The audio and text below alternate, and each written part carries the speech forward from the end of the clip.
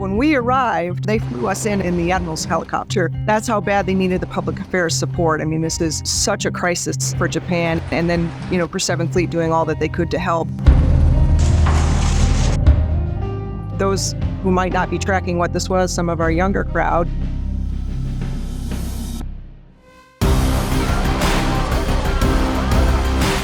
in 2011, there was a 9.0 on the Richter scale earthquake off the coast of Japan that led to a tsunami, which led to, unfortunately, the wiping out of complete towns, and the loss eventually added up to 20,000 people. It was just a crisis of which hopefully some will never see. It's safe to say that we were the pointy end for our nation responding to another nation in need.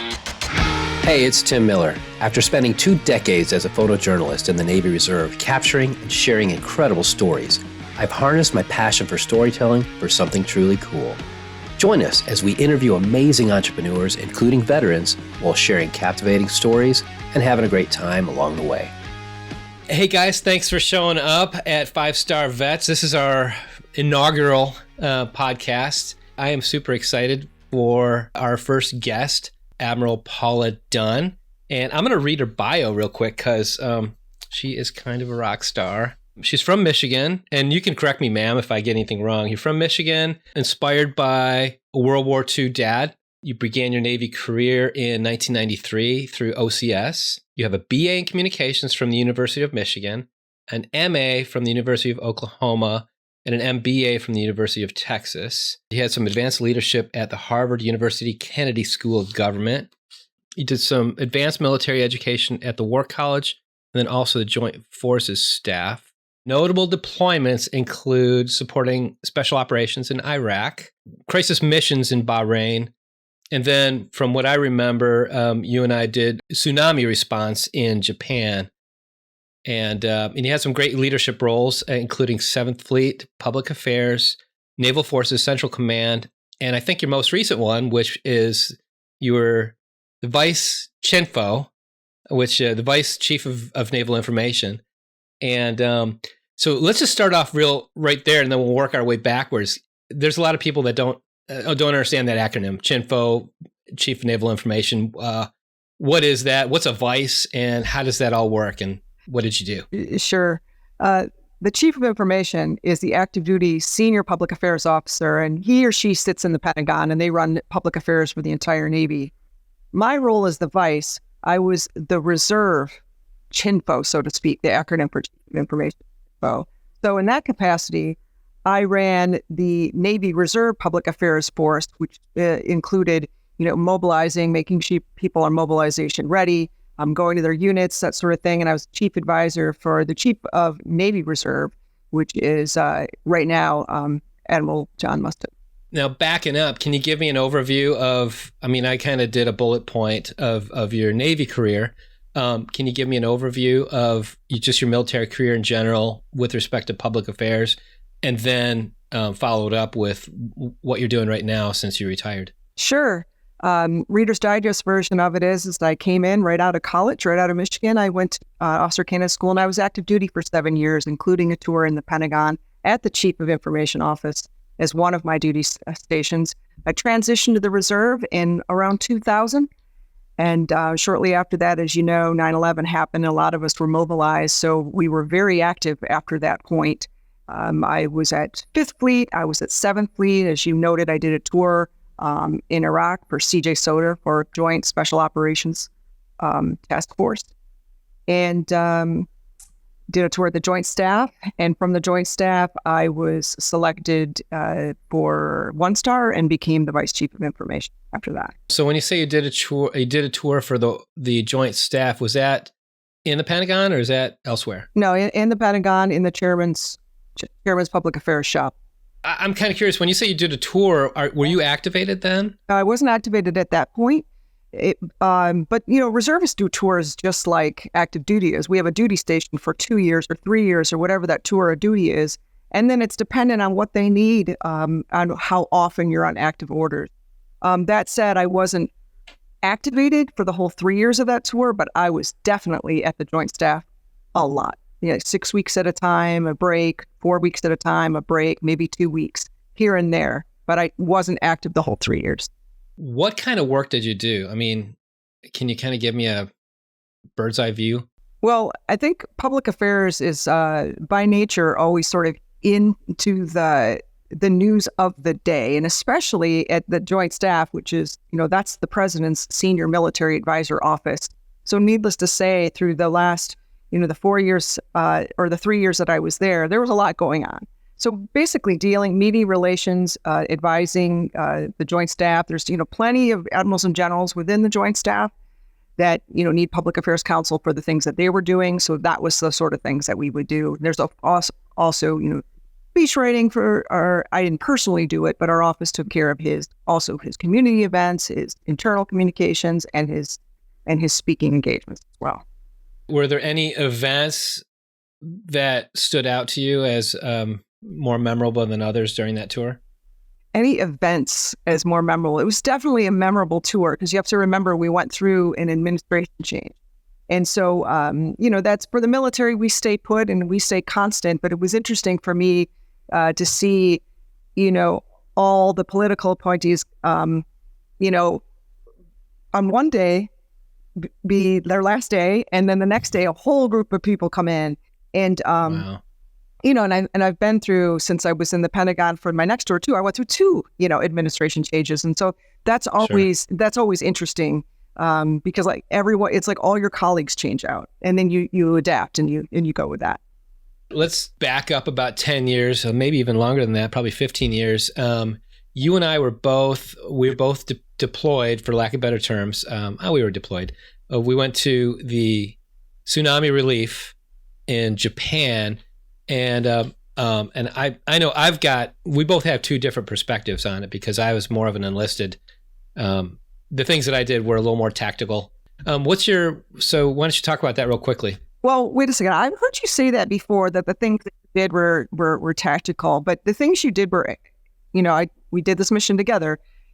Sure. Service was absolutely essential. Remember when we arrived, they needed us badly. It's not common. I mean, it's common if you're going to meet a ship out at sea, if you're a reservist, typically they're going to be in a port somewhere and they're going to show up. And you might remember they flew us in the Admiral's helicopter because that's how bad they needed the public affairs support. I mean, this is such a crisis, for Japan, and then, for 7th Fleet doing all that they could to help. But when we arrived, that crew, that shop, public affairs shop, they weren't sleeping.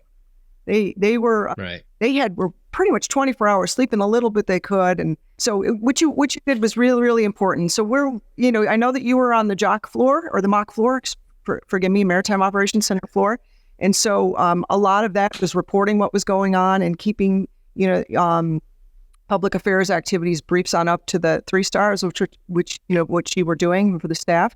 And a lot of times, and I was in the shop, but I wouldn't say we weren't together because the ship is only so big. Yeah, actually, it's funny because I remember we did a lot of work on the floor, a lot of just trying to find out, put pieces together, make a story, trying to put together a press release and get different eyeballs on it so that we can get it up the chain. But then I remember doing a transition from that. I went back into the shop to relieve some of the guys that were there to wake up at 2:00 in the morning and go through media and find clips to put them together for what we call the commander's update brief in the morning every single day. And there was a lot of content to go through, especially during a crisis like the tsunami. But the cool thing is that what I remember is I was able to go do that. I was able to free up the staff guys to go do some really, really good stuff that made a difference. And, that was really good. There are times in my Navy career where I feel like I personally that it made a very big difference in allowing other people to do their job. And that was definitely one of them. Well, you absolutely made a difference. And I think, for your viewers, I think we should, those who might not be tracking what this was, some of our younger crowd, in 2011, there was a 9.0 on the Richter scale earthquake off the coast of Japan that led to a tsunami. led to an earthquake, which led to a tsunami, which led to, unfortunately, the wiping out of complete towns, and the loss eventually added up to 20,000 people. It was just a crisis of which hopefully some will never see. And it's safe to say that, what you were doing or you were putting together wasn't just for the commander, right? We were the pointy end for our nation responding to another nation in need. So I would say that the products that you put together, and I know getting up at 2 a.m. and putting that stuff together isn't always fun. I'll bet you got eyeballs possibly all the way up, pretty high in Washington, D.C. on what we were doing together. And I think a lot of people needed to see that. What was great about that is I remember being in the 7th Fleet. I think I was in the 7th Fleet for a couple of years before that, and I would do a couple of operations, and nothing changed. It was exactly the same. We did the same thing that we've been training for. This wasn't exactly the same game, so to speak, but everybody did their job the way that they've been trained to do, and that was pretty cool. Yeah, I think there's a lot to be said about some of the muscle memory that comes with doing exercises over and over. But that said, I do think they changed the scenario a little better. At least I know I felt surprised with curveballs coming at me, even though I've done, some exercises again and again and again. But it was definitely a very horrible occasion, awful to see one of our, our deepest, best allies go through something so horrible. But I was glad that our training, the exercise training and such came together, that we could go 24-hour really fast in a real world crisis. Yeah, for sure. Now, just to flip that around a little bit, that whole thing, I don't know how long we were there, maybe about a month or so? About 6 weeks, I believe. Yeah. So towards the end of that, things kind of died down. From what I understand, the need for us to be there really it wasn't as strong towards the end. And but when we departed, man, that was, I remember they flew us onto the Blue Ridge. They didn't want to bring any of the ships in because of all the nuclear, all that stuff going on.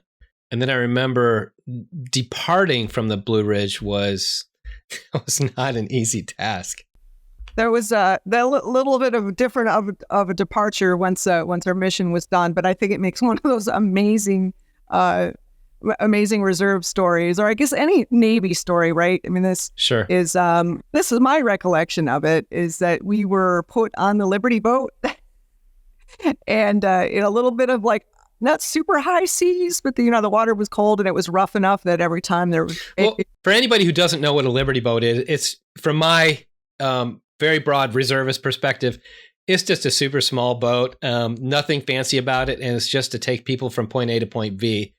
So with that... Definitely non-glamorous, like a whaler, right? So we're in this whaler and coming in super soaked. Our luggage, ourselves, dropped us off at the airport, and for our 14-hour flight back to the mainland. But you know what? I do remember, instead of being mad, every time we were splashed by a wave, the whole boat erupted in laughter. And I think that's something that Navy does really well.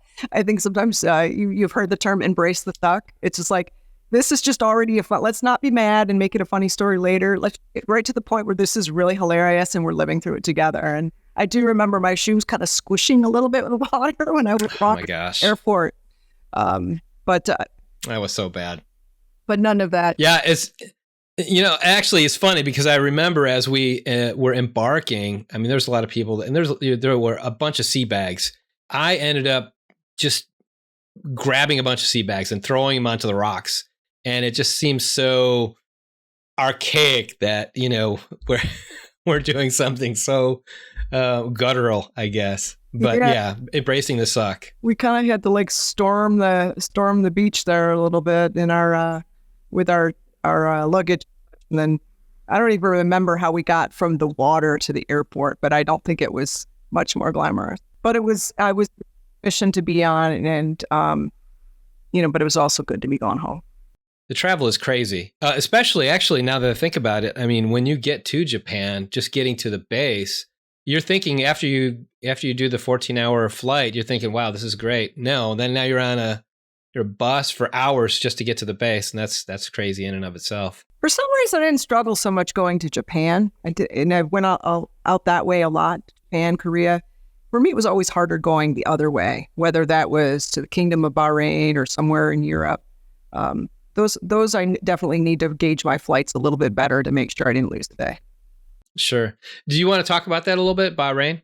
Sure. I was out in Navcent. That was my first duty station as a captain, and I was CEO of the Navy's public affairs debt for Navcent / Fifth Fleet.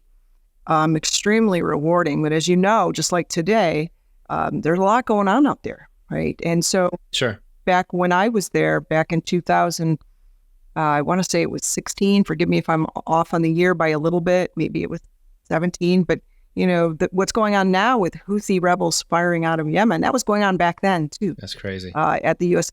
So I was out there for that, and of course, other things, happened out in that AOR that required a lot of, diplomacy and a lot of limelight from the media. But that was a reward for. So you had to were you liaison, or you dealt with the existing public affairs component on their side? Oh, we're definitely, and in our active capacity in my tour, I was the reserve counterpart to an active duty public affairs officer. Gotcha. Yes. So partners is a good way to do it, because normally when I would come in is when they would go on leave, right? So I would cover their leave. So there was somebody senior in the office to work with the 3-star. So that's typically how it worked. So you get to, you're great friends in public affairs. You want to go work with them. And it really turns out like, oh, that's the 2 weeks they're going back. CONUS, is what. But yeah, that's how it works. It's you're part of the team. Gotcha. Hey guys, just taking a quick break here to tell you about this amazing software that is revolutionizing the way small businesses handle their day-to-day. It's called, as you can imagine, 5-Star Vets. And trust me, you're going to want to hear this. Have you ever missed a call and thought, there goes another customer? Not anymore. Our missed call text back system automatically responds back to your customer by SMS when you can't answer. It's almost like having a personal assistant. And about your online reputation, super important, right? Our review system helps you effortlessly boost your Google reviews, making your business the one everyone wants to go to. Plus, setting appointments can be a hassle, right? But with our AI chatbot, watch your schedule fill up most of the time without even lifting a finger. It's smart, quick, and keeps your customers engaged. Now here's the kicker. All your digital communication is streamlined into one place. Our all-inclusive inbox combines messages from Facebook, Instagram, Google Chat, email, website captures, SMS, and even our web chat. It's your communication command center. Ready to make running your business smoother and more effective? Hit the link in the description and book a call, and let's see how 5-Star Vets can help you thrive. Now back to the interview.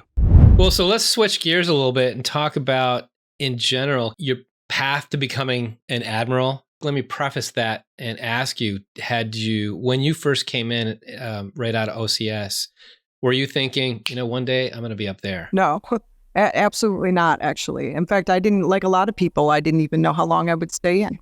I did have my sights on captain pretty young, though. I remember that when I was the first person in my family to ever go to college. My parents came out to officer candidate school graduation. They were so proud. And I remember a full bird captain came in, and my dad was just so, World War II vet, and he was just so, blown away. And I was like, man, I want to get that bird someday, for my dad. So, I did kind of set my sights on doing what's hard. Like if you try to like be a flag, you try to like do everything you get to get promoted, that's not always necessarily going to get you promoted.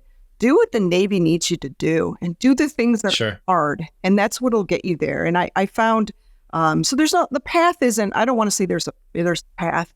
Certainly in the reserve side, at least at the time that I was, growing up in the reserve, you had to mobilize. If you didn't mobilize, you probably weren't going to make 06, at least in my year group. We don't have a lot of people in our community today that have never mobilized, at least, on the officer side. Some of our, are listed, obviously the mobilizations were a while ago. So at this point, right. So, people are aging out of that. But I would just say, don't come in thinking, oh, I want to be a flag officer, because I got to tell you, boards can smell those people. It's not a good look. Mm-hmm. You don't want to be that person. Just be your best. And when I wanted to be a lieutenant, I wanted to be the best lieutenant I could be. And of course, then I came in zone for, I did want to make 04. And then when I was 04, I did want to make 05. And then, I did want to make 06. And then when I made 06, I was like, I want to be in the conversation, right? I just wanted to be a good 06. And so, sure. I certainly didn't have any expectations of being the one, because we get one flag, and I feel very honored, but I feel like, I had really, really great peers, and I'm the one who got lucky. It's kind of how I. Well, what do you mean when you say we only get one flag? What does that mean? There is one Navy Reserve Public Affairs flag officer right now, one, and that's I see. Typically a 3-year tour, and that's the same as active duty. There's one Navy Public Affairs officer flag, so there's just 2 together, one reserve, one active duty. Wow, that's cool. I did not know that. Yeah. In all of your tours, do you have any challenges that you had along the way where you didn't realize it at the time, but it made you a better leader? There's no tour you're going to go on where you're not going to have challenges, right? And so I'm trying to think of any challenge, just the ability within anything. It's the ability to listen, I think. Where I've seen people, I've always let people know, tell me when I'm making a mistake, tell me what I'm doing wrong. Don't be afraid of that. Where I've seen people stumble is where they can't take feedback. So I can't point to a specific challenge like this mission I learned X. And because there's tons of stories like that, I just on the spot, I'm not going to come up with them. You know how it goes, Tim. As soon as we hang up, I'm going to have all these great sea stories. Sure. But what I can tell you is I learned more from the people working with me and on my team that gave me honest counsel. Right? I think this might be a blind spot for you, or you asked this in the meeting, but you didn't ask that. Or, things like that. So sure. I guess I wouldn't attribute most of my learning to challenges. I would attribute most of my learning to overcoming challenges with the team. Yeah, it's funny because I've seen different leadership styles just working with different CEOs and some of my clients, and even inside the Navy, and everybody's got their different the different way that they like to lead. And one thing that I noticed about you is 2 things, actually. One is, as a leader, you are very approachable and easy to communicate with from any level. When I saw you solving problems, I saw you solving problems at the lowest level, which a lot of times a lot of leaders don't. They like to just make things happen, and then the aftermath would ensue. You know what I'm saying? So anyways, that's what I appreciated about you, just from my point of view. No, thank you for saying that. I really loved working with you. And, we had a small lean and mean unit, right? What was there, 12 of us in that unit? We did. We had big tasking to do. We had active duty counterpart at that time. It was, Captain Jeff Davis, who demanded a lot out of us. In a great way. He would empower us with really great missions. But, thank you for saying that. I recognize what I don't know, right? I recognize what I Yeah, that's know. good. So would be counting on you to say, hey, this stuff that's going on the mock floor that might not be right, or hey, this is a fatal flaw, I think, in our our briefing clips process, because you're the one putting it together. Well, let me ask you, what do you think about like the changes in the Navy in general with respect to, well, let's just talk about technology. I know a lot of people my age who had gone in the non-digital era of creating content, and now we're in a landscape where AI is become a like it or hate it, it has become a huge part in, at least on outside of the military. It's used all the time. So what do you think about just technology in general, and how has that affected how you led people? No, absolutely. I'm really glad you asked me about that, because I don't think that some people give the technology changes the time that it's due. I had technology, social media environment, all of that stuff evolved greatly. When I got my undergraduate degree in communication, obsolete. I got my master's in communication. Obsolete. In the shelf life for how long that stuff stays like super relevant, it's not that long anymore. And so when I was a 1-star, I had this shtick that I would either speak to like groups of officers or flag officers, and it would be what you need to know about the media environment. And I'm telling you, at first, when I first started doing that, back in like 2019, it was probably out of date in 6 months. As the years went by, 19, 20, the thing was out of date in 6 weeks. Like I was like, Sure. literally had to update it, like almost rewrite it every 6 weeks if I wanted to look like I had a clue. And of course, I'm a little bit obsessed with this stuff, following it really closely. Even with IA, before I left my job, I told, our public affairs force, you must get smart on AI. It is not a technology N6 or J6 issue. It is a public affairs issue. You need to know how to work within it. And by that, I don't mean getting it to write your gosh darn speeches for you. Right. That's a pain point for me. I mean, get your start there, sure, whatever. But I recognize speeches when they're put in front of me and the AI wrote them. I recognize that it's not perfect yet. Sure. Although it's getting pretty good. Not just how to use it, how to write. You need to be able to counter it.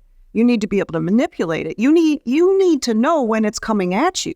You need to recognize a deep fake when you see it. You need to know, and you need to be the expert in that, because I can tell you, Navy flag officers, I know for certain on the reserve side, because Admiral Mustin's been, pushing this for a few years. I'm certain probably on the active duty side, they're reading about AI. They're getting smart on AI, and for public affairs officers to think, well, that's not public affairs. It sure as hell is. I mean, it's the information environment, and this world where we just talk to the media and we write press releases, that world hasn't been in existence, in my humble opinion.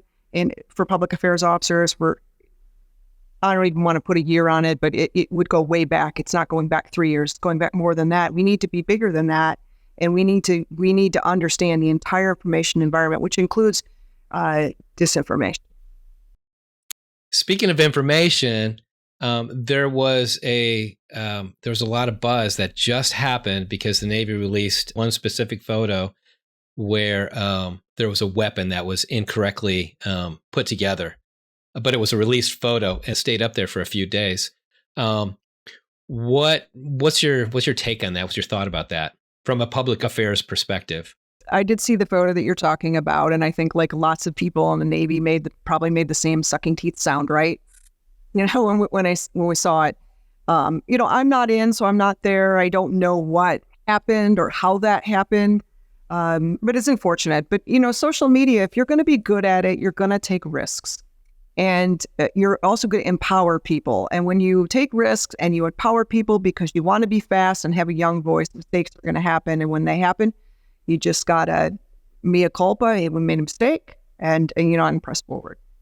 Okay, speaking about moving forward, were there any defining moments in your Navy career that just kind of made a huge impact on you? Maybe too many to count. Clearly my time in Iraq had a big impact on me. I learned about the joint world. I was embedded with the Army, and it was very different for me to see that culture, because a lot of people, think the military on the whole, we have very different cultures. So that was interesting. That had a big impact. Some of the crises that I've been on, it's kind of weird. Sometimes my husband kind of jokingly says, you're kind of like Forrest Gump. And I don't mean that in the way you might be thinking. He means it in that there's a lot of stuff that's going on, and I'm like right there, but I'm not the one on it.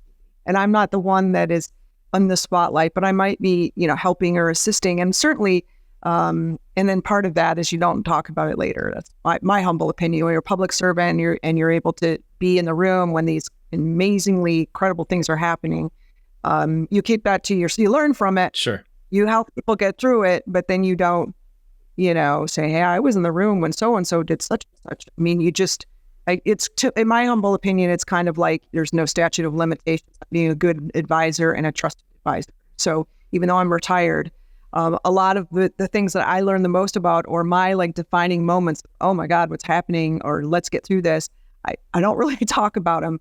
But, I was in the Pentagon for the last, until October of last year for, about 6 or 7 years before that. So you can think about that. Sure. But, most, defining moments more so on the people side, on the person side, on the service side, on the being rewarding, it was really my fleet time. I loved Seventh Fleet at a deep level. I loved connecting with other nations. I loved working with the Japanese. I loved working with the Koreans.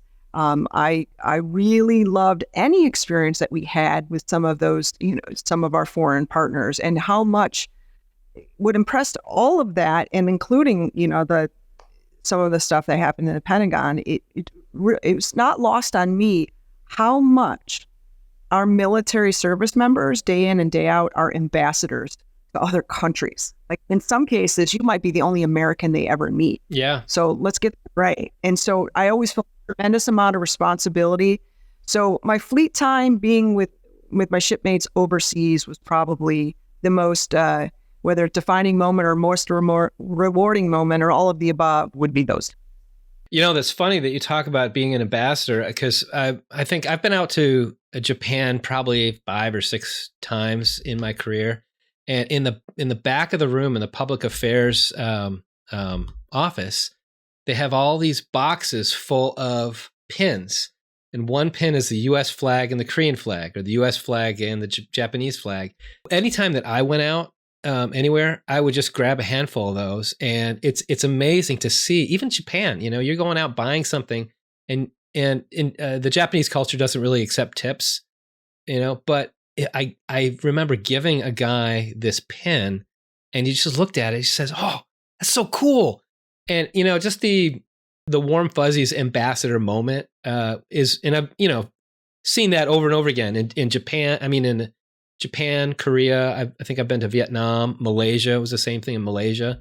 Not to put the U.S. on a pedestal, but service members are looked upon in a different light from, just from a personal experience. And I think personally, I think that's a huge responsibility for every service member, to be able to at least have that in the back of your mind. It is, and patches too. Don't forget the patches whenever you see. And then some of the things that I received back, whether it was a T-shirt or a pen or something really unique from our counterparts, really special to me. Okay, so ma'am, let me land the plane a little bit, and let me back up and ask you, of all the time you spent in the military, how many years? 31. That's a lot of time. So out of all that time in the military, tell me how that impacted you as a civilian and what you're doing now, and even in your civilian life. Well, let me go to the Wayback Machine. When I first left active duty, so obviously as a reservist, once I became a reservist, you have a reserve life and you have your active life, your civilian life. And sure. This is your main one, right? This is the one that pays the mortgage. And then this is the one that you love, or you love both. In my case, I did. But when I came out, the military teaches you to take responsibility at the lowest possible level. And I didn't realize this till I got out of the Navy, how rare that is on the outside. So when I first got out and I'm living in San Francisco, I moved up really fast in promotions and hiring. And I found that people were startled that, when I would come in and brief a problem and the solution and what I did about it, that it was way more normal on the corporate side to come in and say, this is what's happening, what do I do? Even for senior people, even for like directors. I was at the director level, and I remember vice presidents being surprised, like, you did what? And but then pleasantly surprised. They're like, okay. And then and of course we try to talk to them about it first. This is what's happened. This is what I'm going to do about it, and this is why. I found that was really rare. Not that I'm not saying I'm special. What I'm saying is that the military way of life of empowering people with a tremendous amount of power, whether you are the 19-year-old steering planes on an aircraft carrier, or you're the lieutenant that runs a whole division and you're signing, checks for hundreds of thousands of dollars, that amount of responsibility and being entrusted with it isn't normal. And if you harness that, when we get out, I just realized there's a hunger for there's a hunger out there for that. So I did pretty well. I really, really enjoyed my career I was in Silicon Valley, San Francisco for most of it. And then I started doing my reserve stuff more and more and more. After I told you my mobilization to Iraq was life-changing for me, and it really was, it made me realize I really like this. And I got more active in the reserve. Of course, that's when I was your CEO. And that's why a lot of times you're at 7th Fleet, I was already out there because I was spending a lot of time out there. And so with that, I transitioned to, working for the government, which, to kind of get you going and going all the time a little bit more. And since then, I've, left that. And so when I retired in October, so far I've retired for good. I told myself, and I told my husband, who's been so amazingly patient through me being gone all the time, that he gets a good year. So I'm in my year, right? And we've just been trekking around the world, just got back from Costa Rica, in not glamorous Costa Rica. We're talking ATVs in the jungle, mud on the face, but I loved every single of it. And we're just spending some serious quality time right now. Okay, speaking about transitioning, what kind of work are you doing now that you're out of the military completely? Yeah, no, nothing right now. So I'm like, when I said I'm giving my husband a year of doing nothing, we're doing nothing. I mean, we did buy another house and we're in the process of furnishing it. But as for work, 1 year, nothing. And I'm in the middle of it. That is very cool.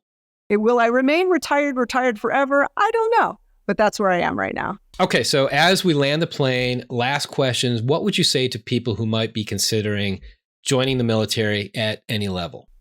I would say absolutely look into it. Absolutely consider it. It was life-changing for me. I am not, even though I love my dad, the World War II veteran, very, very much, I was not thinking of joining the military. He was, older at the time that I got out of college. I couldn't really relate to that. I just talked to some recruiters. It was a tough time in 1991, and it seemed really interesting to me. Next thing you know, I'm taking some tests, running some runs, doing some push-ups, and then I applied for officer candidate school. So I'd say absolutely consider it. It's been the absolute biggest adventure of my life.